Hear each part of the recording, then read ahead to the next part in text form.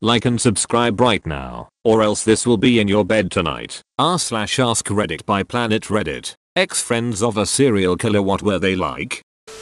Charming. Had lots of friends. I remember sitting on the school bus thinking I should try to be more like him. He was always smiling, and girls would flirt with him. About 8-10 years after that, he was arrested along with another guy his age for the burglary, rape, and murder of a very old woman and her dog. I was gonna say serial killer means more than one, but that guy. Who kills an old woman and a dog? Well, from what the detectives put out, and this was over 20 years ago, there were other similar murders to this one, but no evidence on scene, because a crowbar was used. No joke. That's stupid, but honestly doesn't surprise me for 1990s detectives. Well, Detective Harvey, this looked exactly like 6 other murders in the area except a crowbar was used in the other ones. Good observation, Detective Oswald. This has to be a separate murderer or a copycat. Case solved. Does a mass murderer count? He was a jerk. His wife was my friend, and she started slowly telling me a few things about him. They came to our home for some gatherings we held, and he was simply off and very controlling of her social life. When several of us reached out to her, she happily accepted our help to get her out of the marriage and into safety. Soon after, he showed up at my door one day demanding money, which I did not give him. He left, angry. A few months later, he was evicted from his rental in the next town over, and came back into our town, hell-bent on killing everyone who helped her and who was associated with the rental situation and another circumstance that he was mad about. I was not home that night. Thankfully, he hunted down and killed 5 people, one of whom was a friend of mine. He committed when the police had him cornered. That was nearly 30 years ago. Andy, my friend, I still miss you and your goofy grin. The line at the end got me. I'm sorry that you lost your friend. That's dark. He was fairly normal, my ex-GFS brother. Nobody had a clue until the police gave their theory, and then the whole family pretty much agreed it was him. How many victims, if you don't mind me asking? They estimated 6 prostitutes between Maryland and New Jersey. This sounds like what I do in GTA to get my money back. I wasn't friends with him, but he wanted to be friends with me. I moved to another town when I was 10. It was a neighborhood. My neighbors were friendly, so were people on the street. My next door neighbors and the neighbor across the street. Bill. When I was 10, my house burned to the ground, and when I was crying out front with the firefighters and insurance workers, Bill approached me and talked with me. He was gentle, kind, an older man with grey silver hair and a beard to match. He told me he knew I was often alone at home because my mom works, and told me I was allowed to come over at any time. He even mentioned having games to play and movies to watch. I told him thank you. As I grew older, I didn't pay much attention to Bill. I never went over, but every day I walked home, Bill was out doing something in this lawn or garage. He had a bike and often had a younger gentleman in his 40s who visited a lot. One night Bill's packing up a huge yield by 11 PM on a weekday. I was 13 then. A month or so passed. We found out from one of our neighbors that she might have done something bad. Neighbor finds Bill on America's Most Wanted. This woman is a stay-at-home mother who doesn't believe in the outside world products and stuff. Tons of free time. She said it looked exactly like him. So much so that the next time she saw him outside, she told him so. She casually went up the man and told him she saw someone who looked exactly like him on America's Most Wanted. The very single next day is the day I saw them moving out at 11 PM.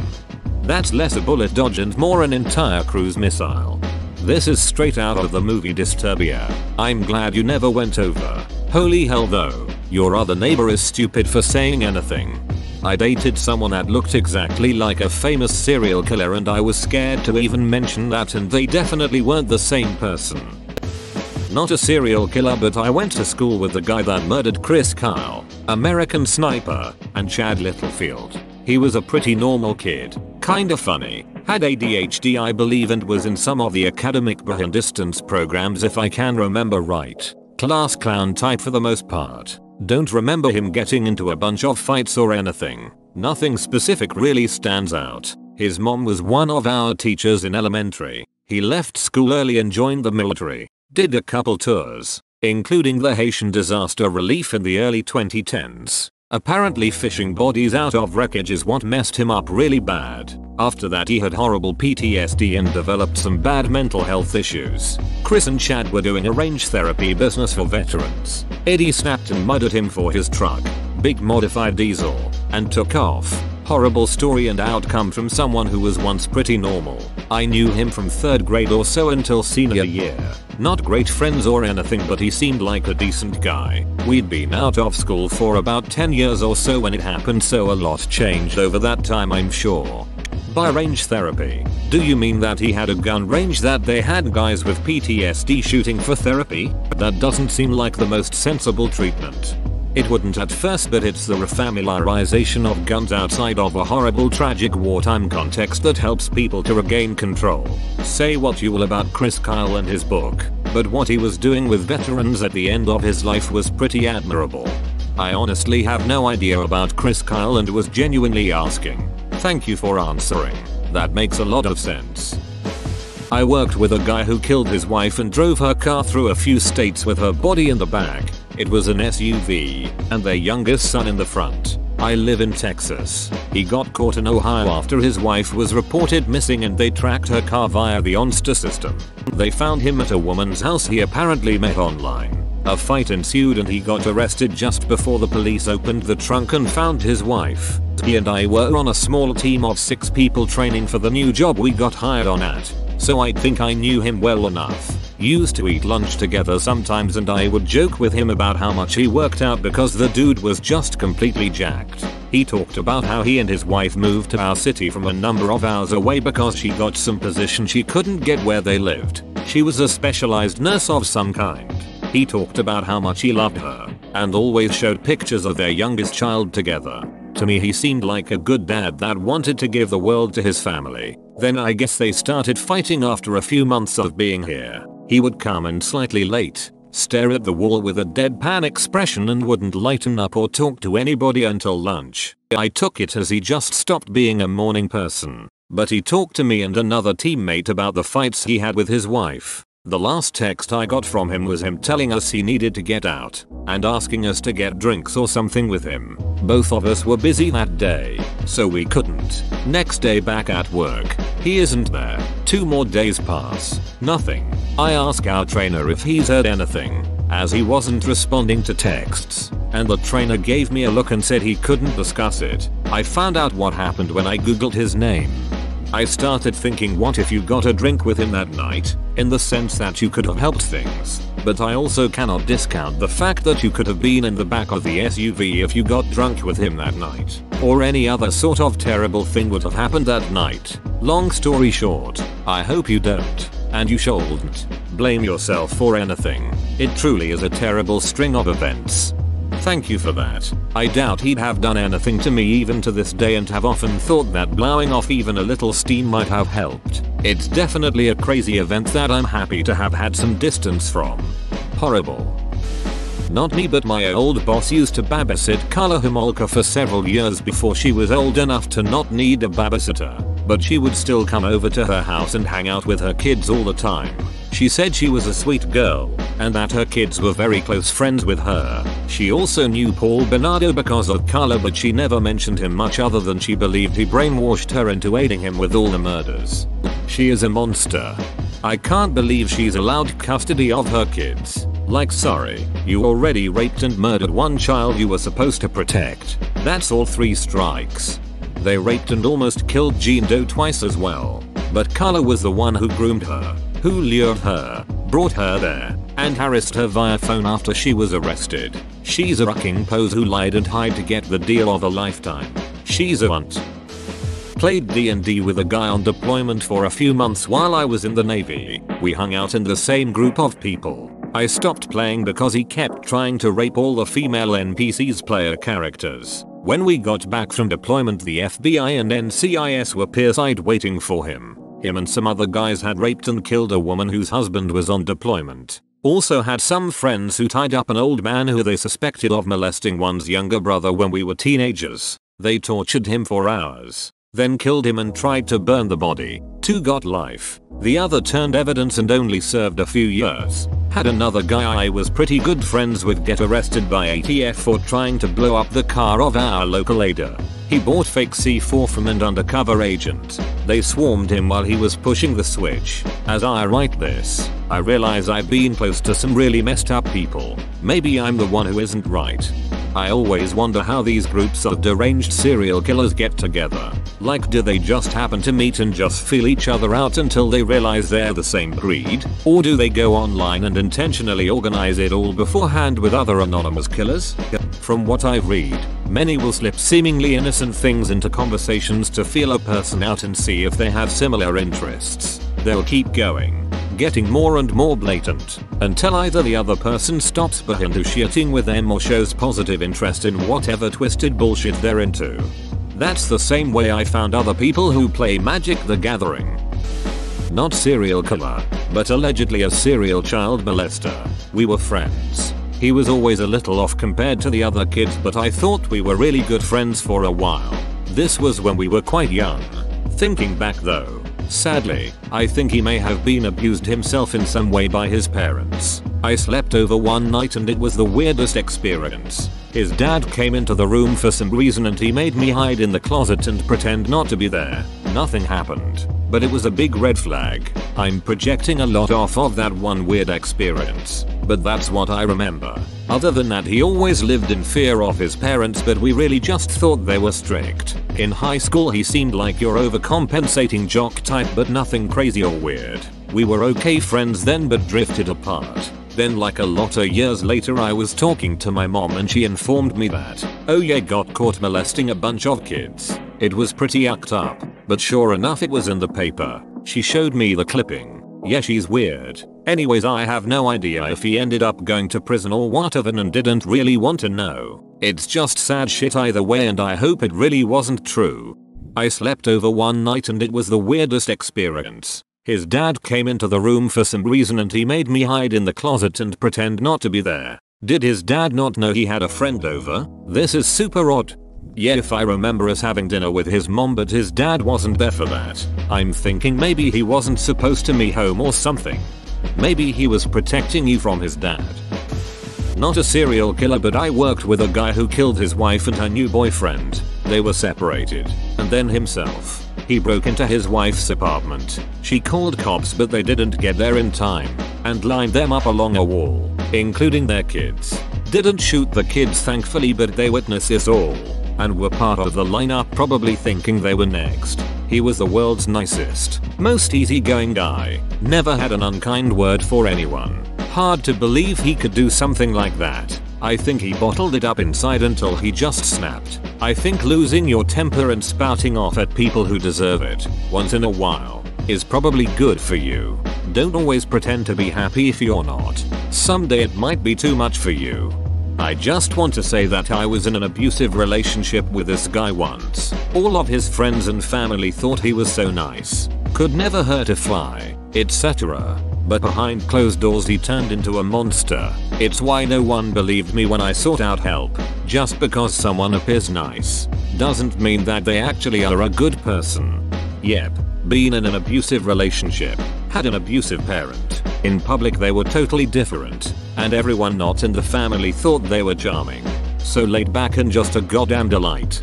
Yep, none of my friends believed me growing up when I would tell them how much of it and my mom could be if she wanted to let it out. Made the abuse so much worse because I didn't even have anyone I could confide in. My friends all viewed my mom as a nice lady who made sure there was always specialty pizzas and ice cream and every kind of pop you could want at sleepovers. The second my friends would leave, it would start back up. He was so sweet. He was basically my childhood friend. Then one day I stopped hearing from him. 1 or 2 years later he called me and asked me out. I said yes and was so happy. I really did love him. On the way to the restaurant someone hit my car and I wasn't able to go. A week later, the day before I was supposed to meet him, he got arrested for having 3 bodies of prostitutes that had recently went missing, stored in his basement, all of them severely damaged and beaten. Was that a bullet you dodged, or a nuclear warhead? A nuke, but not just any nuke. It was the goddamn Tsar bomber. Oh lord, wasn't your time, friend? Join our community Discord, link in description. Was roommates with one. He was a cool guy. Serial killer in the sense that he was born in crime and killed multiple people in his career. He went to multiple prisons in multiple countries. He made a 180 and bettered his life in the way that he sits at home, watches TV all day and enjoys cooking. I was in a dark place during that time and him being able to better his life was a huge motivation to change my life for the better. Cool guy. Last I heard he was still on the right path. I still think about him sometimes. Only wish him the best. Okay lol. What kind of career do you kill people? Drugs? Mafia? I feel like we need a little more info if you can give it without jeopardizing anyone. Does he have a different career now? Does he work? Pro tip for these kinds of stories from people on the internet. The more details people are willing to give, the higher the chance the writer is full of shit. Also not a literal career. He doesn't work anymore. He's in his 60s now. Pro tip for these kinds of stories from people on the internet. The more details people are willing to give, the higher the chance the writer is full of shit. I'm sorry but, what? He was like a big, goofy brother. I loved him to bits but fell out of contact with him when I split with my ex. Last year his ex, we were friends through him, sent me an article via FB Messenger detailing how he murdered his new wife and her 3 young kids, then set the trailer they were all living in on fire. The pictures of him in the article chilled me to the bone. The guy I knew back then wasn't there. There was just a cold-blooded emptiness in his eyes. He's still waiting to be put on trial. Pretty cool janitor at our middle school. Would sometimes play Magic the Gathering with us when his lunch and our recess lined up. Was kinda surreal when they found several dead prostitutes in his attic a few years later. They were all over the house. The house stunk so bad the state police had to order better respirators to be able to stand working in there. After cleaning all day at school, the last thing serial killer janitor wanted to do was clean his place too. Obligatory not a serial killer. It was somewhat high profile in the US, so I don't want to go into too many details. Ex-friend helped to kill a teenage girl. Honestly, she was like any other person with seemingly normal mental health issues. I knew she had depression, but a lot of people do and don't kill people. She was a high achiever in school and her extracurriculars. She had loving parents and a fluffy dog. She was goofy and had a naivete about her. The freaky thing is that I sat next to her in psych class, learning about all these abnormal disorders, and I thought that I'd never meet anyone who had them. And it turned out she was a future murderer. She later got diagnosed with a number of psychological disorders. My guess is either Rachel Shoaf of Sheila Eddy. I read a lot about that case. I could be wrong though. I can PM you if you want. Sorry, I'm just paranoid my classmates will find me on Reddit Mayo. On a more light-hearted note, your username made me giggle. Dad had theater classes with a kid who murdered his GF. Cut her body up and stuffed her into a suitcase before dumping it in a garbage bin in Cali. He said he was overall a weird off-putting kid that tended to stick to himself and wore trench coats. Wasn't he on a show, Megan Wants a Millionaire? It was cancelled due to a death like you described. She was identified by the serial numbers on her implants. I went to high school with not one, but 2 murderers. This was a suburban Atlanta high school. The biggest things, beside murdering a couple of people, they had in common is that they both had nuclear tempers and ran with the redneck crowd.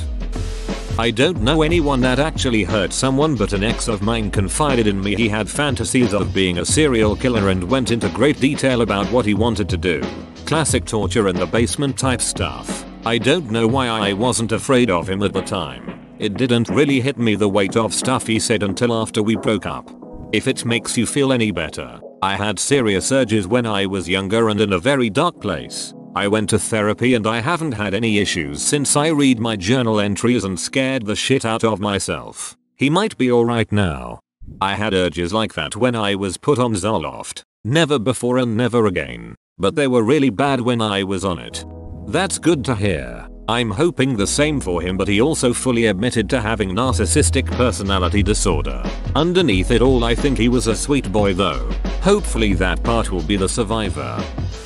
Grew up around killers on Mayo.